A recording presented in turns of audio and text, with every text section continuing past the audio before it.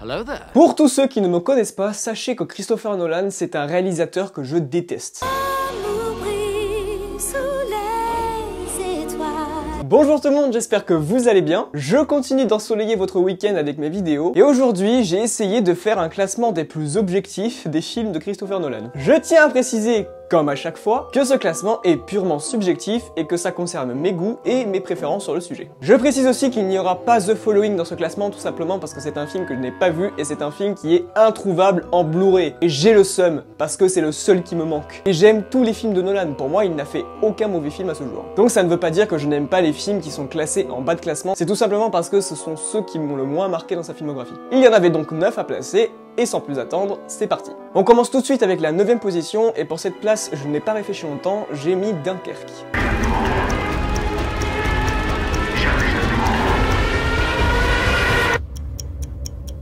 Pourquoi Dunkerque dernier? Tout simplement parce qu'à mon sens, c'est le film le moins intéressant qu'ait proposé Christopher Nolan. Il faut vraiment avouer que sans la réalisation démente et ultra réaliste qu'il a proposé, le film est très vide en termes d'histoire et de narration. Et je pense même que si Hans Zimmer n'avait pas été là pour rythmer le film avec ses musiques, ça aurait été clairement différent.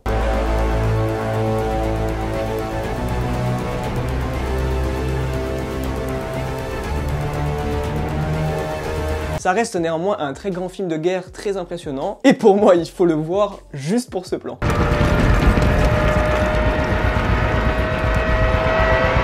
En 8ème position, c'est un film de commande, donc par conséquent ce n'est pas un film qui m'a marqué plus que ça. Ça reste quand même, encore une fois, un très bon long métrage, en plus il y a un duo d'acteurs qui fonctionne vraiment très bien. Je parle évidemment d'Insomnia.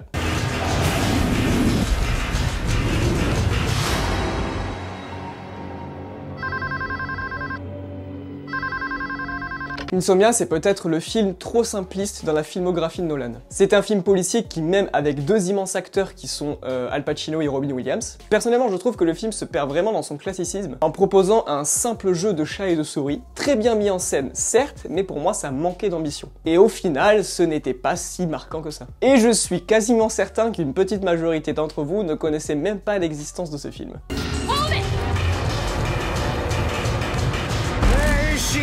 La 7ème position pour un film qui a ouvert une trilogie. Vous l'avez sans doute deviné avant même que je l'annonce. 7ème position pour Batman Begins. Où es-tu? Ici.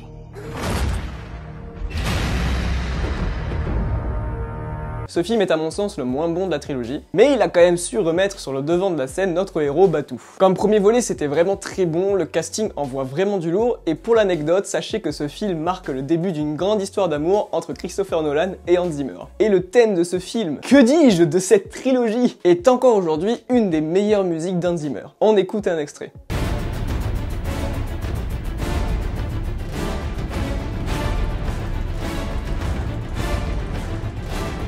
On passe à la 6ème position, et ce film conclut la trilogie Batman. À cette place, je mets donc The Dark Knight Rises.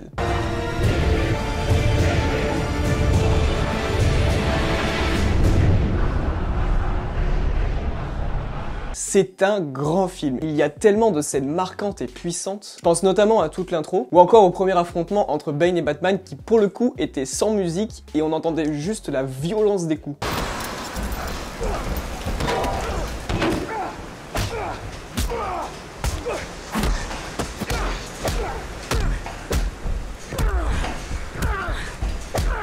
Ce genre de scène était vraiment incroyable. Le casting fait encore le taf et le mariage Zimmer-Nolan mais marche encore à la perfection.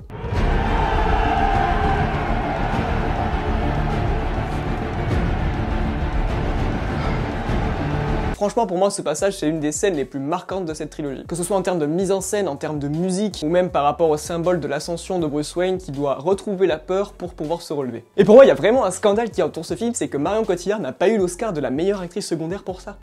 The Oscar goes to...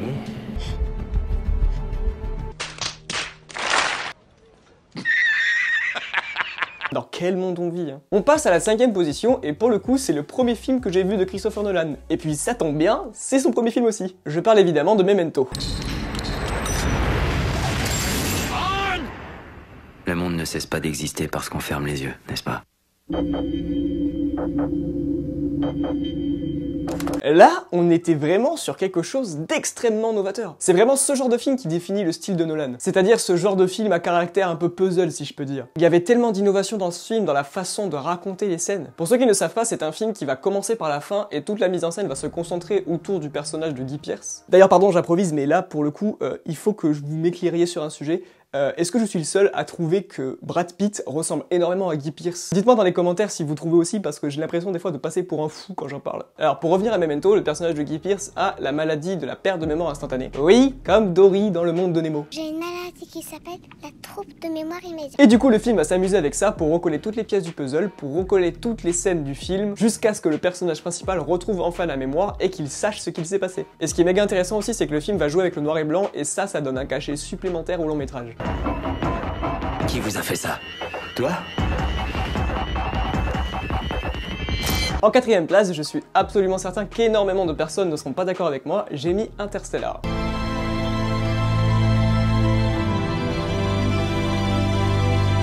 Ce film, comme je l'ai dit dans mon top 10, c'est vraiment un chef-d'œuvre de science-fiction et c'est une œuvre majeure dans la filmographie de Nolan. Des superbes visuels qui rappelleront pour certains 2001 l'Odyssée de l'espace de Stanley Kubrick. Une musique mais phénoménale, une nouvelle fois signée par Hans Zimmer. Une histoire des plus poignantes et quelle fin! C'est vraiment ce genre de film que vous allez voir qu'une seule fois dans votre vie, dans le sens où revoir un film comme ça avec cette puissance et cette qualité, ça ne va pas arriver d'aussitôt. Que nous restons des pionniers et que nous ne sommes qu'au début.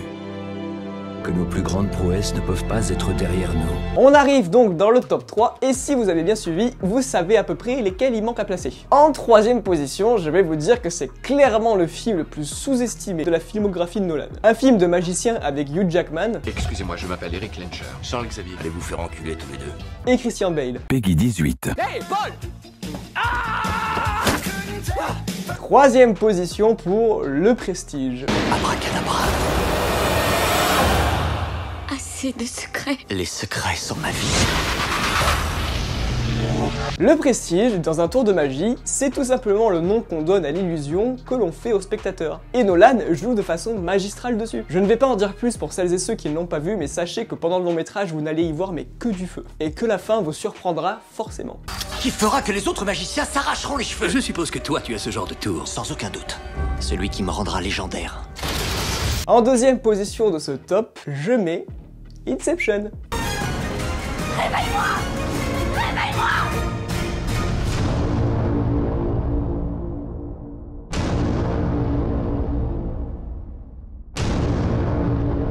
Je suis persuadé que tous ceux qui ont vu mon top 10 de la décennie s'attendaient à le voir premier. Mais sachez que ce n'est pas parce que c'est mon film préféré que c'est forcément le film de Nolan que je préfère. Comme je l'avais dit dans mon top 10 de la décennie pour ceux qui ne l'ont pas vu, et d'ailleurs si c'est pas le cas, je vous invite à le faire, mais depuis 2010, Inception est mon film préféré tout simplement parce que c'est un film qui me fascine énormément. C'est un film où on va trouver à chaque fois le petit détail qui va nous faire changer notre vision globale du long métrage. Ça fourmille vraiment de détails et c'est vraiment très très fort de la part de Nolan de nous avoir proposé le concept du rêve au cinéma. Et puis toutes ces théories, mon Dieu! That's 'cause Jesus Christ is my nigga. Et on va finir avec la première position de ce classement. Et comme tout à l'heure, si vous avez bien suivi, vous savez lequel il me manque à mettre. À mes yeux, c'est vraiment le meilleur film de Nolan et peut-être même le meilleur film de super-héros adapté d'un comics. Vous l'aurez compris, la première place revient à The Mask. 3-4. Peut-être que je me trompe de feuille là. Je plaisante, la première place, je la donne à The Dark Knight. Le choix est de mourir en héros ou de vivre assez longtemps pour devenir le méchant.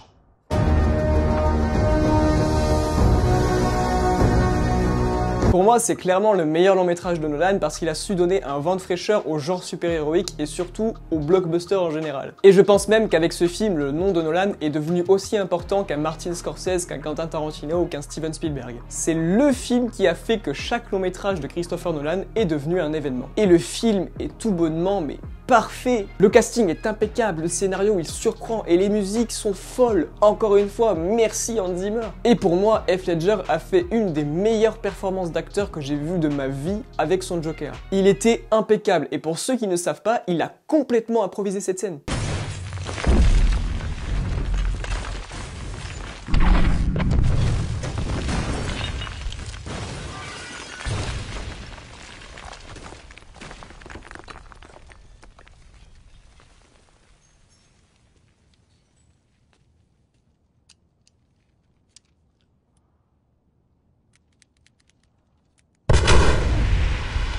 Pour faire bref, c'est vrai qu'il y a beaucoup moins de scènes épiques que dans The Dark Knight Rises. C'est un film qui est moins généreux, mais à mes yeux, ça reste le meilleur Batman de cette trilogie. Pour moi, c'est un film sombre et mature qui a su se démarquer de la concurrence. C'est un véritable chef-d'œuvre et à mon sens, c'est le meilleur film de Christopher Nolan. Le Batman.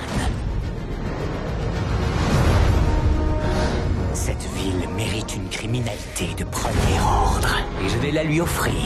Voilà, c'en est tout de ce classement et de cette vidéo. J'espère comme d'habitude qu'elle vous a plu, vous savez que c'est bien évidemment tout le but. J'aimerais que vous me dites vous aussi dans les commentaires quel est votre classement des films de Christopher Nolan. Je vous invite également à me suivre sur tous les réseaux, ils s'affichent actuellement sur votre écran. Comme d'habitude, aimez, partagez si ça vous a plu. Les nouveaux, abonnez-vous en activant la petite cloche des notifications. Et sachez que pour ceux qui n'aiment pas Christopher Nolan, j'oublie tout, ça s'arrête là. Je vous laisserai tranquille. Je ne vous poursuivrai pas. Je vous souhaite à tous et à toutes une bonne fin de week-end et je vous dis à très vite pour une nouvelle vidéo. Portez-vous bien.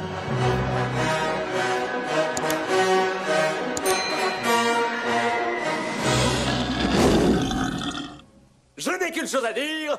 Piquante, ces petites merguez.